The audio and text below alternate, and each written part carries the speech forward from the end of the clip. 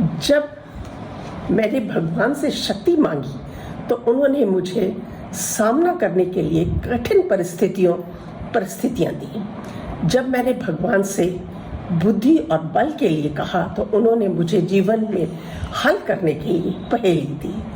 जब मैंने भगवान से खुशी मांगी तो उन्होंने मुझे दुखी लोगों को दिखाया।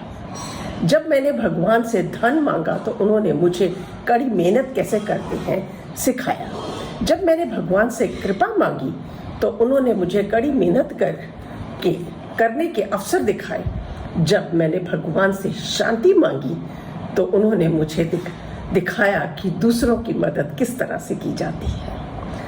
ये शब्द मेरे नहीं, सबके परम प्रिय स्वामी विवेकानंद जी के हैं, जिन्होंने हमें उठाया, दुनिया में हमारा एक वजूद है और सिखाया और दिखलाया। नमस्कार, मैं रानी शर्मा आप सभी के समक्ष प्रस्तुत हुई हूँ एक नए प्रोग्राम स्वामी विवेकानंद की कहानी रानी की जुबानी को लेकर आई हूँ आप लोगों के समक्ष। और मैं चाहती भी हूँ और मानती हूँ कि आप मुझे इस प्रोग्राम के लिए प्रोत्साहित भी करेंगे और मेरा साथ भी देंगे, जिसमें स्वामी जी के बारे में हम समझेंगे, उनके जो वचन थे उनके ऊपर अमल भी करेंगे। आज की इस नई श्रृंखला में आप सभी का स्वागत करती हूँ और सभी से आग्रह करती हूँ, आप सभी का आभार व्यक्त करती हूँ कि इस कार्यक्रम के माध्यम से हम स्वामी जी की वो सब बातें, उन सब चीज़ों को ध्यान में रखेंगे और जो इस व्यस्त जीवन में हर एक इंसान जो एक समाज को चलाने के लिए या एक जीवन में बहुत आवश्यक होती हैं, धीरे धीरे लुप्त होती जा रही हैं, ख़त्म होती जा रही हैं। और स्पेशली हमारी जो युवा पीढ़ी है वो इतनी अपनी ही चीज़ों में इतनी व्यस्त हो चुकी है कि उनको हमारे समाज, हमारी जो संस्कृति है उसके बारे में जानकारी बहुत ही कम होती जा रही है। तो ये हमारा एक बहुत बड़ा मैं मानती हूँ कि ये हमारा कर्तव्य होगा कि हम अपनी जो परंपराएं हैं, अपनी जो हमारी जो संस्कृति है, हम अपनी युवा पीढ़ी को दें और उनको जागृत करें कि वो किस तरह से हमारे जो पूर्वज थे या हमारी जो भारतीय जो संस्कृति थी वो किस तरह की थी और हमें आगे उसको किस तरह से आगे बढ़ाना चाहिए। और जिससे हमारे जो दुनिया में जो हमारी पहचान है वो हमारे स्वामी जी ने सबसे पहले हमारे इस हिंदुस्तान की पहचान जो बिल्कुल ख़त्म हो चुकी थी, क्योंकि हम बहुत साल तक गुलामी की बेड़ियों में जकड़े रहे थे और वो उन्होंने हमें फिर वो रास्ता दिखाया और हम उस पर आगे चले। दुनिया में अपना नाम करने के लिए स्वामी जी का जो योगदान है वो बहुत सराहनीय है। ये हम सिर्फ भारतीय नहीं कहते, ये सारी दुनिया कहती है। और जो उन्होंने उस वक्त पे जब बहुत ज़रूरत थी समाज को जागृत करने के लिए और दुनिया को अपना सिक्का जमाने के लिए, वो काम स्वामी जी ने किया।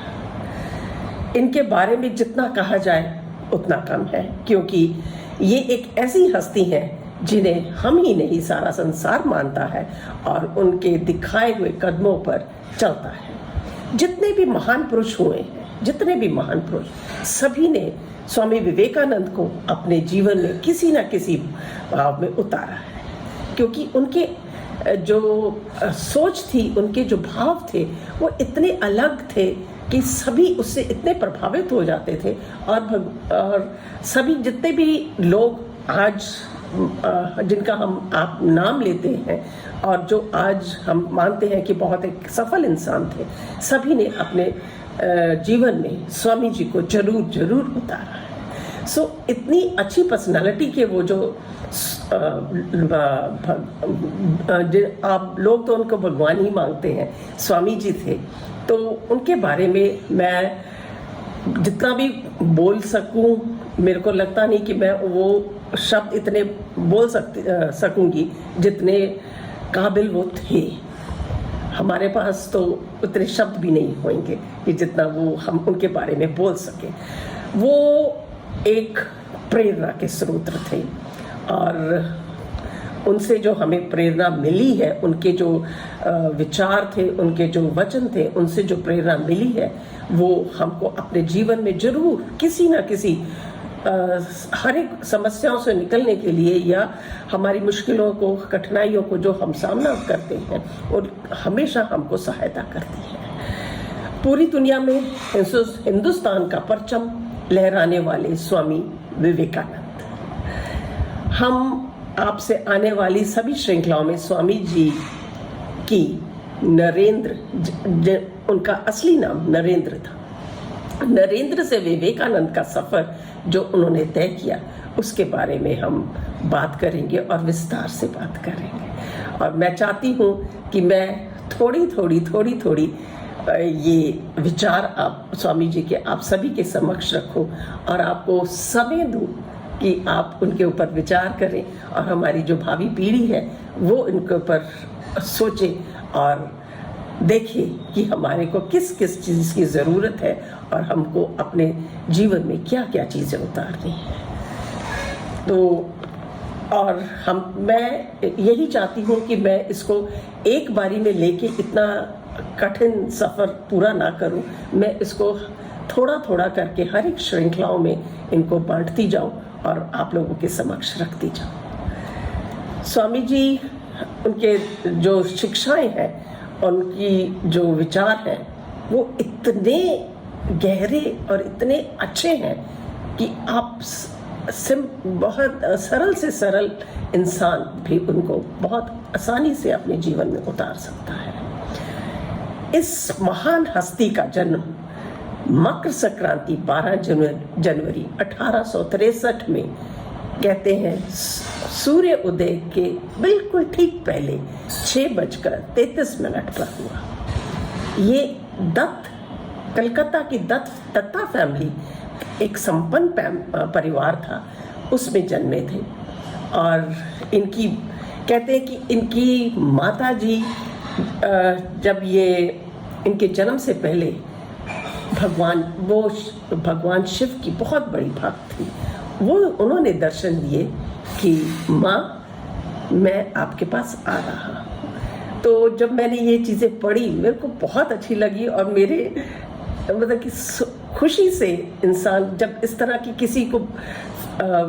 किसी के भाव होते हैं, इस तरह की किसी को फीलिंग्स आती हैं, तो वो सुन के ही मेरे तो रोंगटे खड़े हो जाते हैं। बहुत सुंदर लगा मेरे को ये पढ़ के, क्योंकि वो माँ इतनी ज़्यादा धार्मिक थी और कभी भी सपने में भी कहते हैं कि वो किसी का बुरा नहीं सोचती थी।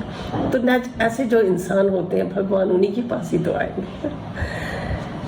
जिनका नाम था भुवनेश्वरी देवी, और इनके पिता विश्वनाथ दत्त जो एक वकील थे और समाज के लिए काम करते थे। जो दुखी इंसान, उस वक्त पे हम गुलाम थे और उनकी कोशिश ये होती थी कि मैं जितना हो सकूं, जो हमारे जितने भी हमारे हिंदुस्तानी हमारे भाई हैं जो इस मुश्किलों से गुजर रहे हैं, उनका मैं किस तरह से मैं उनको मदद कर सकता हूँ, उनकी सहायता कर सकता हूँ, उनको मैं उनकी जो दुविधाएं हैं उनसे मैं उनको उभार सकता हूँ, वो करते थे। इनके पिता का कहते हैं कि इतने दयावान थे कि इनके दिल में कूट कूट कर जो दया थी वो भरी हुई थी। माता बहुत धार्मिक थी और पिता बहुत दयावान थे। हाँ, पर अपने बच्चों के कारण, पर वो बच्चों के लिए कभी भी बहुत नर्म नहीं थे। इतना स्वामी जी ने भी कहा है कि हमारे पिता हमारे पे, क्योंकि एक पिता को ये चीज़ें निभाने के लिए ये कुछ तो अपनी सख्ती बरतनी ही पड़ती है, ताकि वो अपने बच्चों को समाज में एक अच्छा इंसान बना सके। नरेंद्र दत्त 2 भाई और 4 बहनें थे। ये बचपन से ही बड़े नर्म स्वभाव के थे, तेजस्वी, मधुर भाषी, बहुत सॉफ्ट और मीठा बोलते थे और धैर्यवान कुछ कम थे, क्योंकि रेस्टलेस थे और बोलते एक जगह कभी टिक कि वो कुछ कर नहीं सकते थे। उनको हर वक्त कुछ नई, क्योंकि स्वभाव से वो बहुत चंचल भी थे, तो उनको हमेशा लगता था कि मैं कुछ नया, कुछ नई, हर एक चीज़ उनको अट्रैक्ट करती रहती थी। और इतने प्रश्न थे उनके पास, इतने प्रश्न थे कि सब थक जाते थे उनके उत्तर देते देते, लेकिन उनके प्रश्न कभी खत्म नहीं होते थे, क्योंकि उनको हर एक चीज़ जानने की इतनी जागरूकता रहती थी और जिज्ञासा होती थी कि मैं किसी तरह से ये भी देख लूँ, ये भी देख लूँ। और धर्म के बारे में उनको ज्ञान बचपन से ही घर में अपना मिलता रहा था, क्योंकि उनकी माता बहुत धार्मिक थी। और तभी तो कहते हैं कि क्योंकि ये बहुत जिज्ञासु थे, तो 8 वर्ष की ही उम्र में उन्होंने हाई स्कूल में पहुंच गए थे, क्योंकि एक एक क्लास उनको ये लगता था कि नहीं, ये तो मेरे को भी आता है, ये मेरे को आता है, वो आगे से आगे, आगे से आगे। तो सिर्फ 8 वर्ष की उम्र में ये हाई स्कूल पहुंच गए थे।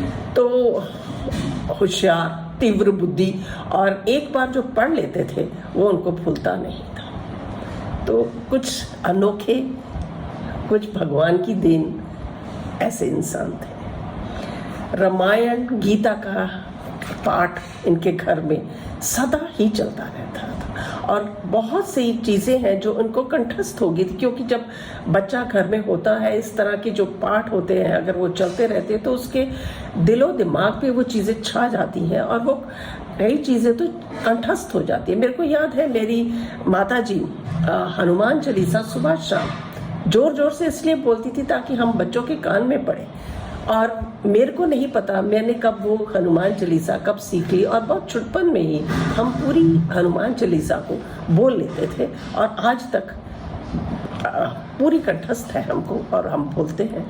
कोई बोल ले हमको ये होता है। और कई श्लोक ऐसे थे जो हम, क्योंकि हमारी माता जी बोलती थी, आगे ससुराल में आए तो हमारी तब माता जी बोलती थी, और हवन होता था तो हमको सारे कंठस्थ थे। उसी तरह से यही था कि जो रामायण का पाठ और गीता का पाठ उनके घरों में जो होता रहता था, उस वजह से उन बच्चों को उनका असर तो बच्चों के ऊपर बहुत पड़ता है। इसीलिए कहते थे कि जब भी आप पाठ करो तो जोर से करो, जो स्पेशली जब बच्चे घर पे होते हैं, ताकि उन बच्चों को भी उसका पता चले कि क्या हमारे माता पिता और हमारे संस्कार क्या है। स्वभाव से चंचल पर नरम दिल थे। जो कोई आ गया उसको, जिसने जो मांगा उसको दे दिया। और इनका सन्यासों से कुछ खासा लगाव था। कहते हैं कि ये बचपन से ही, जब वो बहुत छोटी उम्र में थे तो उनको इस तरह के सपने आते थे जिसमें ये इनको लगता था, जो क्योंकि जिज्ञासु बहुत थे, तो ये प्रश्न जो किसी ने उत्तर ना दिया तो ये कहते कि हम, वो बात करते थे भगवान से और कहते थे कि इसका उत्तर आप दो। तो कई उत्तर कहते हैं कि भगवान मेरे से बात करते हैं और भगवान मेरे को इसका उत्तर भी देते हैं। और ये बोलता मेरे को बहुत ज़्यादा रहता था कि जैसे ही मैं सोता था और सोने से पहले मेरे दिमाग में कोई प्रश्न है जिसका मेरे को उत्तर नहीं मिला, ये भगवान से उसका उत्तर मांगते थे। तो ये बहुत छोटी छोटी सी बातें हैं, लेकिन बहुत गहरी बातें हैं कि जिनका लगाव बचपन से ही भगवान की तरफ इतना था कि वो भगवान से बात करते थे और भगवान से ही उत्तर मांगते थे, और बोलते कि उनको वो उत्तर मिलते भी थे और उत्तर मिलते थे। और बोलते कि ज़्यादातर उनको ये सपने में 2 चीज़ें दिखती थी। एक दिखता था कि एक बहुत आरामदायक जीवन, और दूसरी तरफ दिखता था एक सन्यासी का जीवन। तो बहुत कई बारी कहते हैं कि मैं बहुत कंफ्यूज हो जाता था कि ये 2 चीज़ें हैं और बिल्कुल एक दूसरे के विपरीत हैं, तो इसको किस तरह से हम देखें। लेकिन वो तो धीरे धीरे उनका झुकाव किस तरह उस तरफ बढ़ा, हम वो बाद में बात करेंगे। और जैसे कि मैंने बताया कि वो स्वामी या सन्यासियों के प्रति उनका बहुत लगाव था। तो कई बारी होता था कि अगर कोई सन्यासी उनको दिख गया और वो कुछ खा रहे हैं या वो अपने घर से उनको जाके सबसे पहले फटा जाते थे घर, या अगर उनके पास खाना है तो अपना खाना उठा के भी उन सन्यासी को दे देते। माता पिता कई बार दुखी भी होते थे, क्योंकि उनको लगता था कि अगर कोई सन्यासी जा रहा है और उन्होंने देख लिया कि उसके पैरों में चप्पल नहीं है या उनके कपड़े थोड़े से खराब हैं, तो वो अपने घर से जो मिलता था उनको उठा के दे के आते थे। तो ये तो स्वाभाविक ही है कि माता पिता तो कुछ थोड़ा सा नाराज होंगे कि आप बिना पूछे अपने माता पिता से वो करते थे, और कई बारी तो उनको बहुत इसके लिए डांट फटकार भी मिली, लेकिन उनका स्वभाव नहीं बदला। उनके जो प्रेम था सन्यासियों के प्रति वो प्रबल होता गया, कम नहीं हुआ। कहते हैं कि इनकी बहुत छोटी सी उम्र में, जैसे मैंने बताया कि उनको सपने आते रहते थे और वो सपनों में भगवान से बातें करते थे, और क्योंकि वो अपनी इतनी धार्मिक पुस्तकें पढ़ते थे और उनको धर्म का इतना ज्ञान था कि वो बहुत छोटी उम्र में जिस भी आप किताब या किसी भी विषय पे उनसे बात करिए तो वो उस पर पूरे सक्षम थे, उस पर बात करने के लिए, उस पर तर्क करने के लिए, क्योंकि उन्होंने जो एक बारी पढ़ लिया और उसको समझ लिया वो कभी उनको भूलता ही नहीं था। और जो इंसान एक बारी समझ लेता है वो उसको कभी भी दिक्कत तर्क में उसको करने में उसको कभी मुश्किल नहीं आती है। इनके सब ज्ञान के कारण ही इनके जो शिक्षक थे, इनके जो दोस्त थे और इनके जो रिश्तेदार थे बहुत प्रभावित रहते थे। गुस्सा भी कहते हैं बहुत आता था इनके ऊपर, लेकिन इनकी जब ये इस तरह की बातें होती थी उससे वो प्रभावित होके बोलते हमारा गुस्सा खुद ही शांत हो जाता था। और स्कूल के ये ऐसी बात नहीं है कि वो सिर्फ धार्मिक ही बातों पर ज़्यादा ध्यान रखते थे। स्कूल में जो भी कार्यक्रम होते थे, जो भी एक्टिविटी होती थी, सभी में बढ़ चढ़कर भाग लेते थे और हमेशा यही कोशिश रहती थी उनकी कि मैं अव्वल आऊँ। ये एक इच्छा थी उनकी कि मैं हर वक्त सबके आगे रहूँ।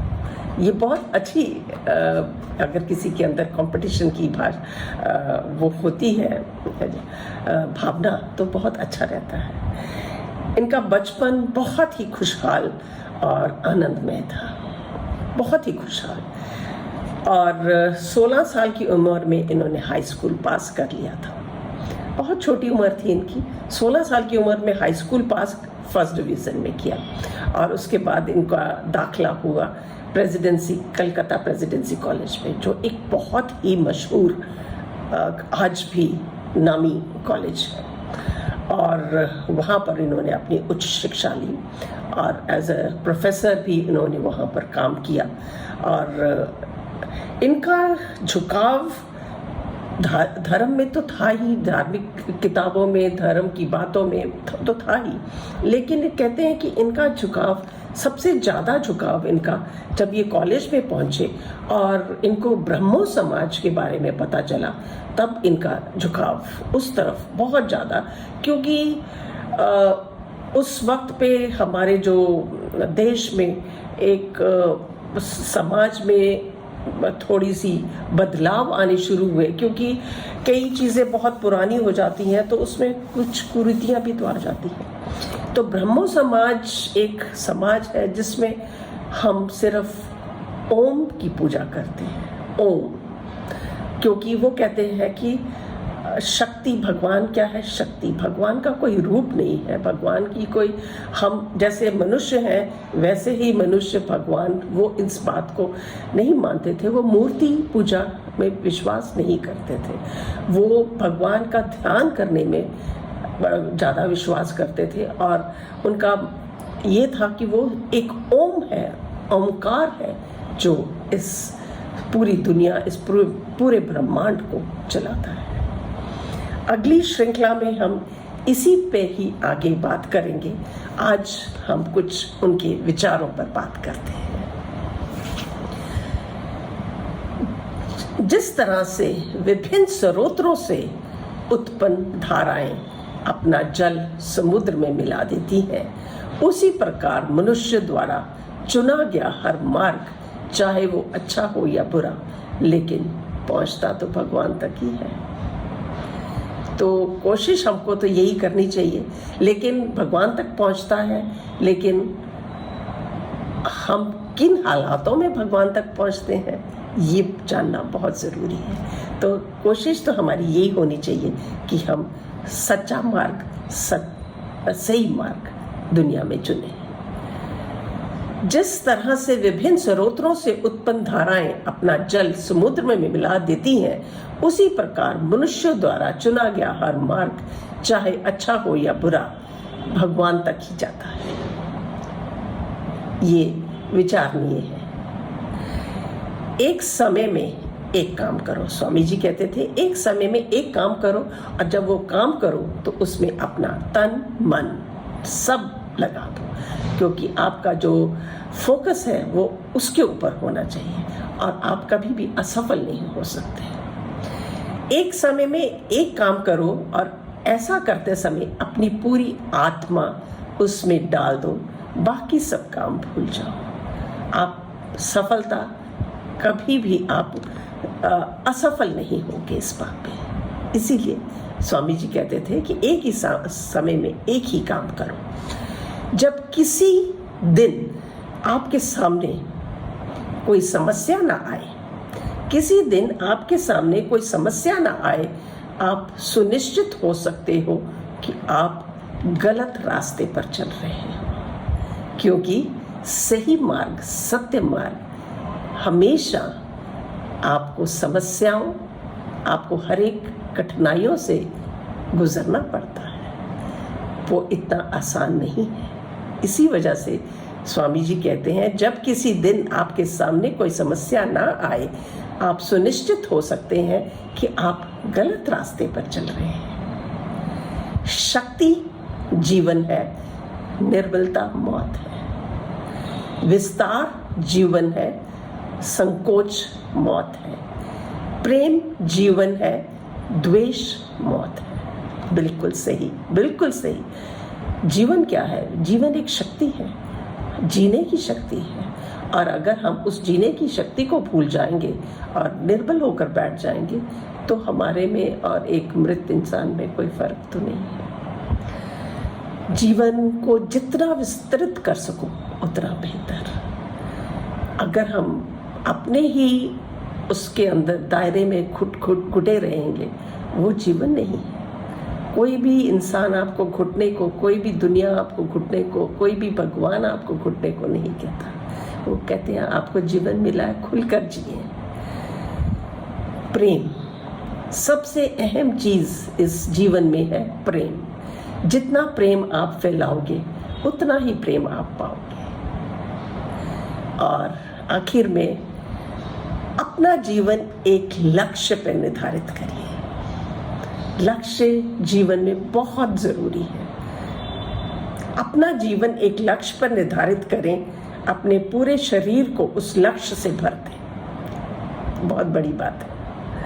अपना जीवन एक लक्ष्य पर निर्धारित करें, अपने पूरे शरीर को एक लक्ष्य से भर दो, और हर दूसरे विचार को अपनी जिंदगी से निकाल दो।